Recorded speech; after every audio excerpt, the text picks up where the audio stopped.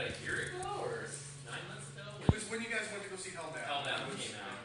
And my flights got messed up then too. So you came down, but you didn't get to meet Joey that time. But Josh and I got to meet you. So we kind of hung out at the opening of Hellbound, and then some of the other ones of us went up to Westmont and got to see Webb Mealy debate Robert Ventry.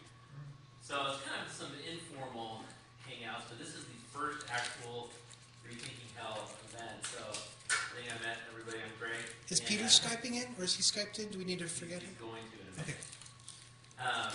Okay. So you can tell that we're excited about our organization with the banner and the logo everywhere.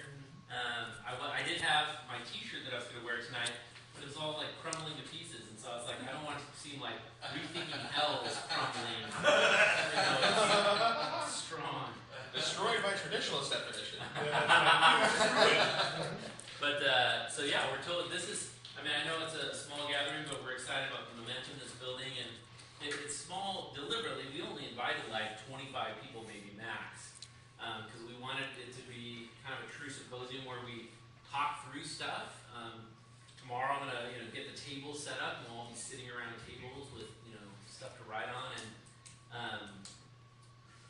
and the desire was to be able to hear everybody's thoughts in detail, to kind of really like mine the group of people that we have together, so that nobody's kind of getting lost and their voices disappearing. But our desire is to kind of talk through some of our shared beliefs and then some kind of the differences to see if we can come to this consensus statement as people who want to advance the dialogue about hell and articulate and promote our own perspective. So there's a few guests here who may not consider themselves conditionalists. I don't know for sure, but this is primarily to promote conditionalism, and so we're not wanting to debate or explore other topics. We're trying to kind of we have like the Hall of Fame there watching over us from beyond. Well, actually, no, I don't want to make any statement lest I take a position on the intermediate. Exactly. State. They might not be watching. That's yes. dangerous to do in this group.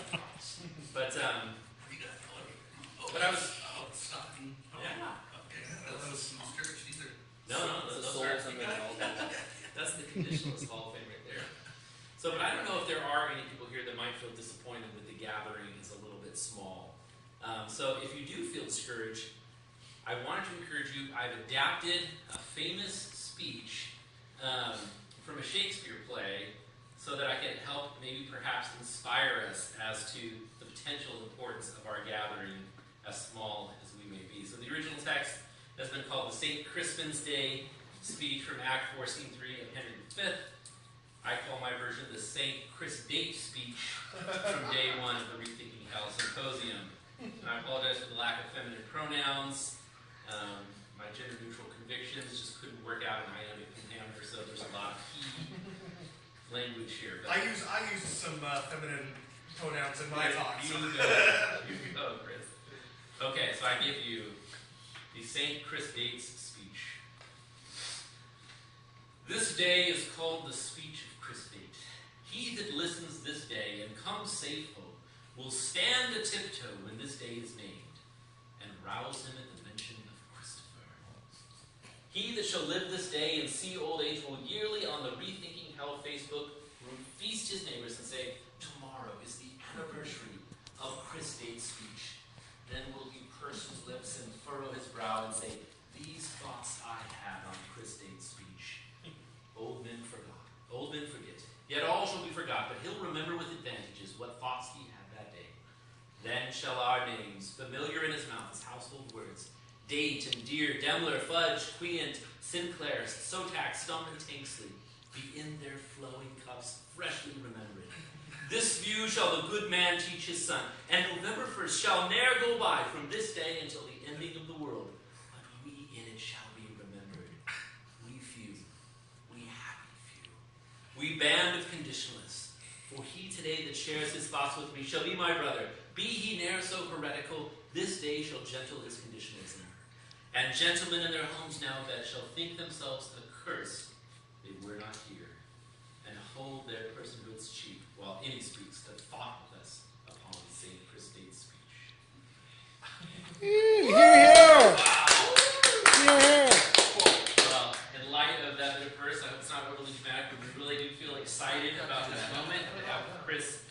speak to us. And it's interesting because today is All Saints Day, and we have some saints kind of with us, and St. Christopher. But I think you guys all got a handout. Did you? Yeah, I mean, I just put the schedule in the front so we can kind of see what we're doing. But I thought that the first thing that we could do, we wanted, one of the things that we wanted to do was go around and introduce ourselves and get to know each other a little bit better. But before we do, have a special guest present with us via Skype. So let me get over here to my little sound booth and introduce Mr. Peter Grice. Let's see. Yes. Okay, there he is. Hello. Hello, Peter. Greetings. I haven't given your introduction yet, but why don't you go ahead and you can introduce yourself and then share a little bit about the movement that you began here. Absolutely. Thank you, Greg. Well, greetings, everybody. I'm calling in from Brisbane, Australia. Nice to connect with you in this way, fellow conditionalists. I would absolutely love to be there in person, so this is the next best thing. So my name is Peter, and I'm one of the stewards of Rethinking Health. And my background, just very briefly, is in church ministry circles.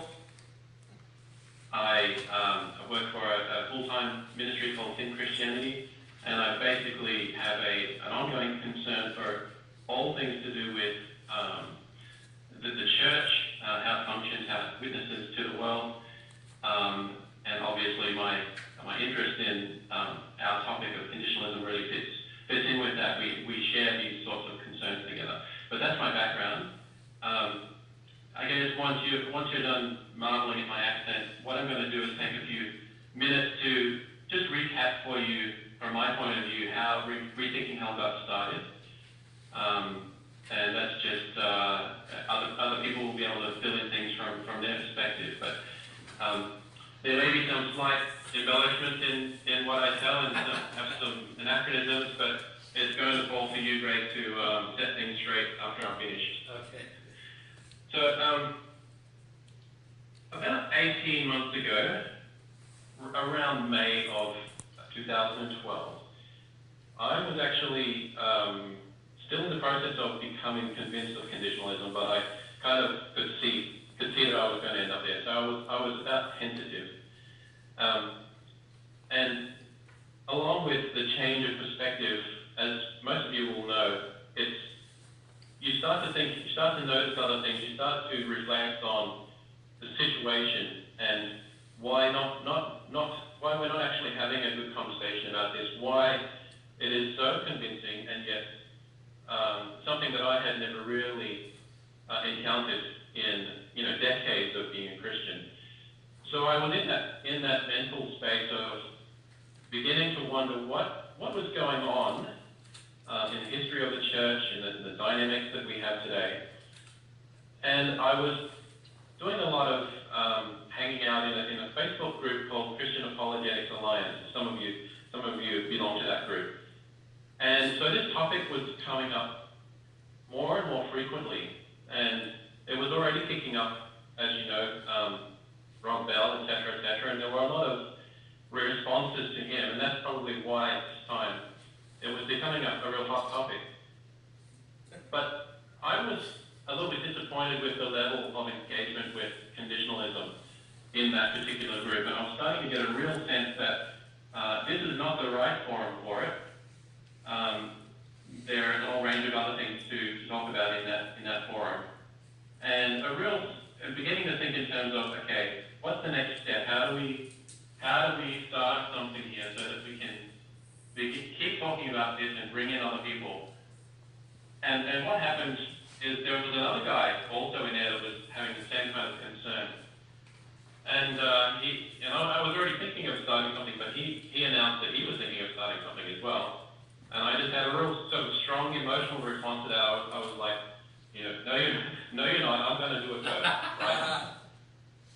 So he kind of pushed me over the edge, and I jumped, and I just began to set up a new forum dedicated to conditionalism, and began searching for people to bring into that. Very early on, I think it was Glenn Peoples was the first. I went to some searches, and he was the first obvious choice to bring in. And I was very encouraged by his willingness to do that. But then I went on a search for who else I could bring in, and the next name to come up was Chris Tate, and I listened to some of his podcasts and his debates, and I thought I've got to invite this guy in. And he was a very impressive figure, with his weightlifting. I thought, this guy knows his stuff. He's gonna be a real force to be reckoned with in this discussion. So as soon as I invited Chris into the group, he brought with him other people that I really come to get to know and appreciate. I mean, people like Joseph Gear, Ronnie, and David Smart, and even a guy called Jeff Whittam, who's not there today, but who I also really appreciate. These were the early partners in crime. I really sort of appreciate the encouragement, the shared sense of maybe something is starting here. Maybe this is going to end really well. So, but we were still very small and feeling sort of, okay, it's going to be just us, and we continued to reach out and to explore who else can we invite along. And I stumbled across just some random webpage from my point of view. This guy was Greg's website, and I glanced at his article on John Wenham, I think it was, but I noticed that his interactions in the comment section were very, very gracious, and I was just something about the way he was caring. It must have been the pastor in him, It was just something about it that I really found that really resonated with me, and I thought I have to reach out to this guy in particular. And so we did that, and we connected really well, didn't we, Greg? And but it started to blow my mind actually that this guy had already done a number of things, and he and Josh as well already had the sense that something needs to happen, the same kind of sense that I had. So I began to learn about the plans for a website, for some books, and for a conference. And at that point, I didn't actually know that they had already organized Edward Fudge to do a debate at the Alder. I didn't even realize that at the time. But it occurred to me that this nascent movement really needed to be managed well, and I didn't want to be the guy. And I didn't want the movement to have any one person who was kind of in charge. So we came across this idea of stewardship. That's what we're doing, stewards. And I recognized that God had been working through Greg and Josh already in the same kind of way that Glenn had been doing for years and Chris had been doing it for